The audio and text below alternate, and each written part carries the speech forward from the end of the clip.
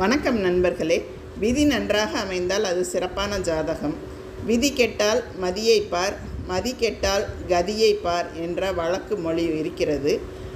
விதி என்பதை நீங்கள் இறந்த காலம் என்பதாகவும், மதி என்பதை நிகழ்காலம் என்றும், கதி என்பதை எதிர்காலம் என்றும் புரிந்து கொள்ளலாம்.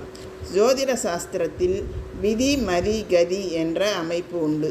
விதி என்பதை லக்னத்தை அடிப்படையாக கொண்ட பலனாக பார்க்கப்படுகிறது.